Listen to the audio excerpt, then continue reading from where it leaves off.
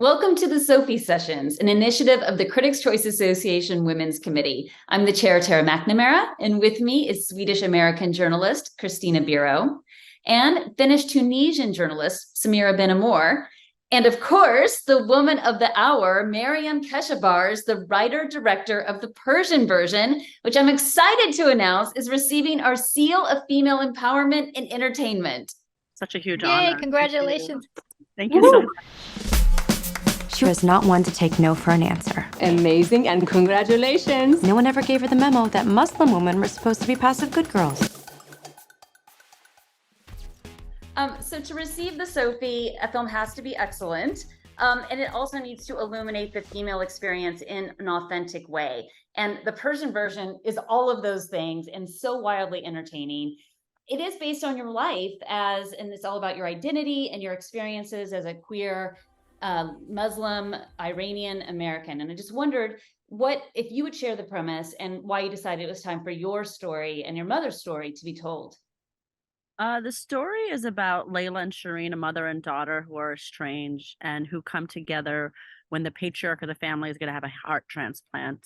And the mother and all of the 8 siblings are 8 brothers are all in the hospital, and she's taking care of her grandmother.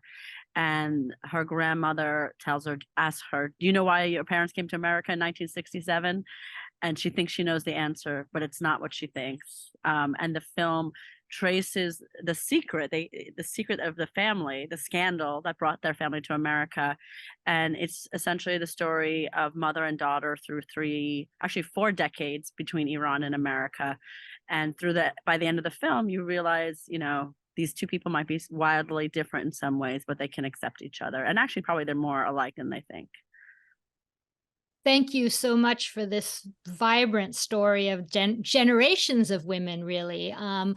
So I'm not going to give away what you said, the whole secret of the thing, but we know that your mother entered an arranged marriage at age 13 in Iran, and she went on to become a successful businesswoman, among other things. What did you personally understand about your mother and yourself making this movie? The main character is essentially me, and I think I wanted to mimic my kind of discovery of who my mother was as I was discovering it as a writer, much like the audience, experiences it. So in the beginning, we think we know this woman, she's tough, she's mean to her daughter. And then through each part of the film, we peel back the layers and we understand more and more of this very unknowable woman. And by the end, everyone's sobbing for her and loves her. And it was so great. I was talking to a journalist who said, I started hating her so bad. By the end, I loved her so much. And I had to call my mom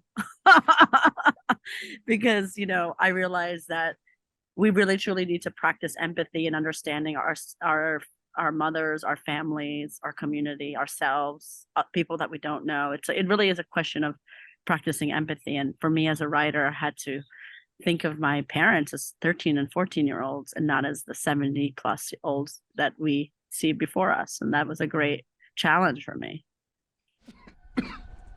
You're pregnant by a gay guy?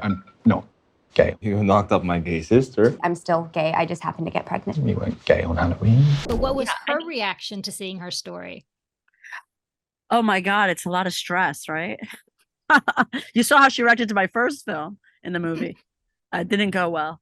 Honestly, I was so lucky. Like, she came to Sundance.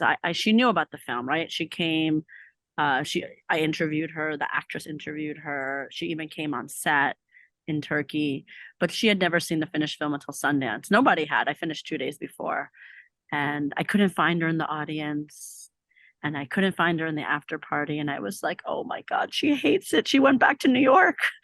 And then she came up. I was talking to my lawyer, my agent, she grabbed my face and I thought, oh my gosh, she's going to slap me in front of everyone.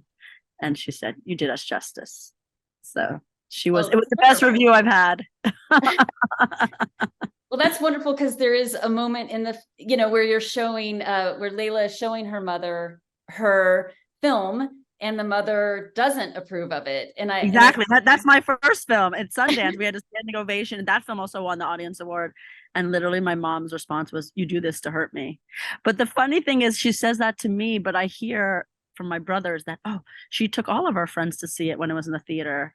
And she would challenge her friends. She would say, "What? You don't think there are gays in Iran? Of course they are gays. There are gays everywhere." But to me, she's like, "I can't believe you made this movie." But to her friend, I hear she had really defended the premise. How do you say goodbye in Persian? Kafesho, everybody. Kafesho. I mean, I grew up between two different cultures. I was a punk when I was a teenager, and my parents were not happy with that. And my family in Tunisia were freaking out when I showed up with my piercings and stuff. For you, how was it like, being gay and wanting to do art? How hard was it, between in these two cultures? Because, I could just me doing my crazy little things and it was pretty wild. So I would identify more as bisexual, but I would say, it's a struggle being part of both worlds, but I always felt very connected to both. So it was always part of my process to kind of explain what connected the two worlds. And I think to be an artist in many ways, you have to be somewhat of an outsider. So I guess it's the perfect position to be in.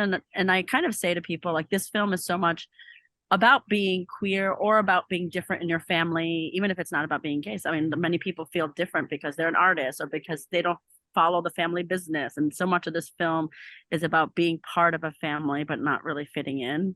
So I think that's probably the universal artist journey. So I think, being one step outside gave me but still understanding the culture really gave me an ability to reflect on it, I think.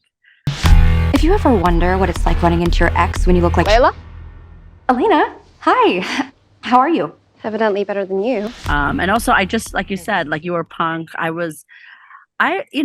Much to my mother's dismay, I was a lot like her. All my films, in fact, from my very first short through all of my features, my films are only about strong women who break taboos, who don't go with the status quo, who in some films break the law to do what they have to do, because if we follow the rules, we'll be crushed. And so my mother inadvertently taught me that lesson. I have now a 12-year-old daughter who sometimes I'm like, God, you're so difficult. She's like, yep, that's how you raised me. And I'm like, well, it's like we need to be that way, to be truthful to who we are, because society doesn't really, patriarchal society, be that in Iran, be that in America, be that in Hollywood, doesn't allow you to, if you follow the rules, you'll never be truthful to yourself and you'll never change things. So I think it's important that we do break the rules. And this film, in many ways, breaks the rules, even in terms of genre. It breaks the rules in terms of it has multiple languages. It breaks rules in many ways. And that's part of the fun of it.